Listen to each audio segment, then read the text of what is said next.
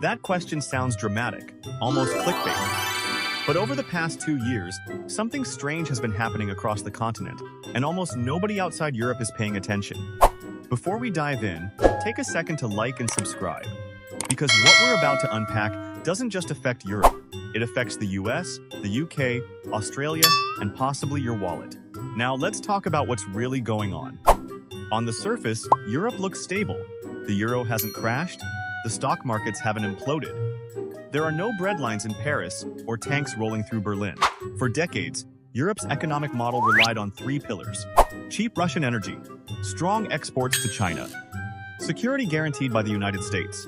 Now, all 3 pillars are shaking. After the war in Ukraine, Russian gas pipelines slowed to a trickle. Energy prices exploded. Factories that depended on cheap power, especially in Germany, suddenly found themselves paying 2 or 3 times more to operate. And energy isn't just another expense. It's the bloodstream of modern industry.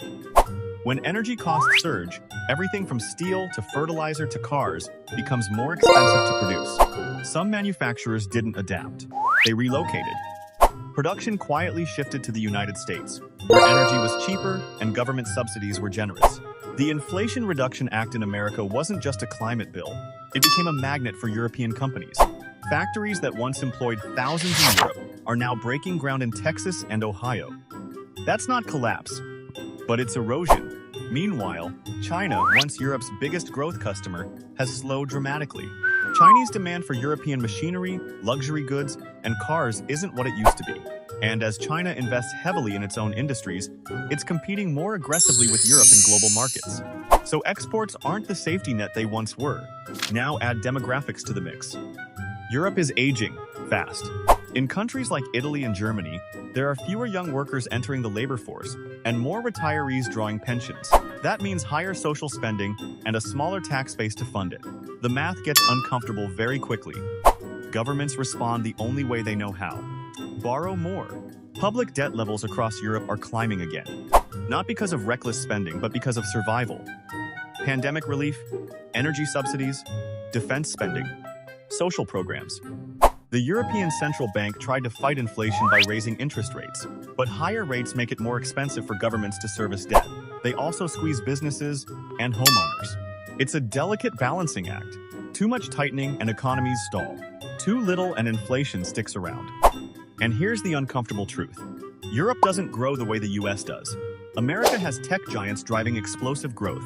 Australia has commodities. The US dollar dominates global finance. Europe? It's a patchwork of 27 countries trying to move as one. Different languages, different politics, different fiscal policies. That complexity was manageable in good times. But in uncertain times, it becomes friction. Look at productivity. For years, Europe's productivity growth has lagged behind the United States. Fewer high-growth tech companies, more regulation, slower capital markets. Startups often move to Silicon Valley when they want to scale. And without productivity growth, wages stagnate. And when wages stagnate, voters get restless. Across Europe, populist movements are gaining strength. From France to Italy to parts of Eastern Europe, political fragmentation is rising. And political instability makes investors nervous. Capital doesn't like uncertainty. Now, let's zoom out. Why should someone in New York, London, or Sydney care? Because Europe isn't some distant economic island. The European Union is one of the largest trading blocs in the world. American companies sell billions worth of goods and services into Europe every year. British banks are deeply intertwined with continental finance. Australian exports from wine to minerals depend on stable European demand. If Europe slows sharply, global growth slows. And when global growth slows, markets react. But here's where things get interesting. Despite all these warning signs, we haven't seen a dramatic crash. No Lehman Brothers moment, no sovereign debt crisis like 2012, no mass unemployment wave. Instead, we're seeing something more subtle, a slow bleed. Factories relocating quietly, investment drifting elsewhere, growth forecasts trimmed quarter after quarter. And maybe that's the real story. Not a collapse, but a gradual decline in influence. And if that's true, what happens next? So what happens next? Because here's the part nobody likes to admit. Economies don't usually collapse in dramatic explosions. They fade. Influence shifts quietly. Investment migrates. Talent follows opportunity. And by the time headlines finally admit something's wrong, the shift has already happened. Europe still has enormous strengths: world-class universities, advanced manufacturing, luxury brands that dominate globally, deep financial markets, a highly educated workforce. This isn't a struggling developing region, it's one of the wealthiest blocs on Earth. But wealth built in the past doesn't guarantee dominance in the future. Let's talk about energy again. Even though Europe avoided the worst-case winter energy crisis after Russia's supply cuts, it paid a heavy price. Governments spent hundreds of billions cushioning households and businesses. That support softened the blow, but it didn't erase the structural disadvantage. Energy in the US is still cheaper. Industrial electricity in parts of Asia is still cheaper. For heavy industry, that matters a lot. When chemical giants and steel producers begin investing abroad instead of at home, it doesn't show up immediately as a crisis. It shows up years later as lower output, weaker exports, and fewer high-paying jobs. And once those supply chains move, they rarely return. Now think about defense spending. For decades, Europe relied heavily on the United States for security through NATO. But geopolitical tensions are rising. The war in Ukraine changed the mood across the continent. Governments are ramping up defense budgets. Germany alone announced a massive increase after decades of restraint. That money has to come from somewhere. Higher taxes? More borrowing? Cuts? Elsewhere?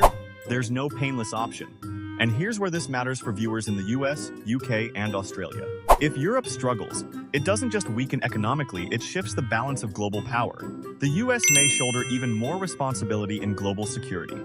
The UK, already navigating post-Brexit adjustments, could face additional financial strain if continental growth stalls. Australia, heavily dependent on global trade flows, could feel ripple effects if European demand contracts further. Global economies are connected by invisible threads. Pull one too hard, and others feel it. Now let's talk about the euro itself. The euro hasn't collapsed. In fact, it's proven more resilient than many expected over the past decade. But resilience doesn't mean invincibility.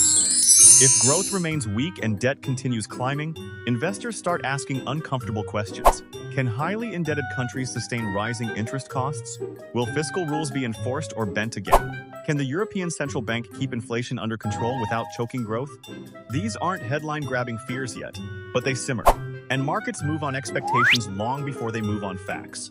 Meanwhile, Europe faces another quiet challenge: innovation. The next decade will be shaped by artificial intelligence, green energy technology, biotech breakthroughs, semiconductor independence. The US and China are racing aggressively. Billions are flowing into research, startups, and infrastructure. Europe is investing too, but it often moves slower. Regulations are tighter. Capital markets are more fragmented. Risk appetite is lower. When entrepreneurs feel constrained, they relocate. When investors sense better returns elsewhere, they redirect capital. Over time, that compounds. And here's the deeper emotional layer to this story. Europe was the center of the world for centuries. Economically, culturally, politically. Even after World War II, it rebuilt itself into a powerhouse of stability and prosperity. The European Union became a symbol of unity after devastation. But history doesn't freeze. Power shifts. Influence rotates. Demographics change. Technology rewrites hierarchies. Europe could still surprise everyone. Crisis often forces reform.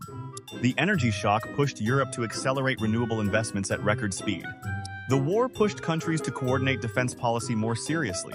The pressure from the US and China could push the EU to deepen capital markets and encourage innovation. And if Europe stumbles, the ripple effects won't stop at its borders. They'll travel across the Atlantic, across the Commonwealth, across global markets. This isn't about fear. It's about awareness. Because the global economy is like a chessboard, and when a major piece starts losing mobility, the entire game changes. The next few years will quietly decide whether Europe regains momentum or gradually fades into a secondary role in a world dominated by faster-moving powers. And that's why this conversation matters. If you found this breakdown valuable, make sure you like the video and subscribe to the channel.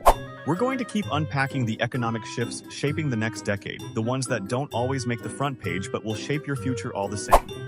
Because the biggest changes rarely arrive with sirens. They arrive slowly, and by the time everyone notices, the world already looks different.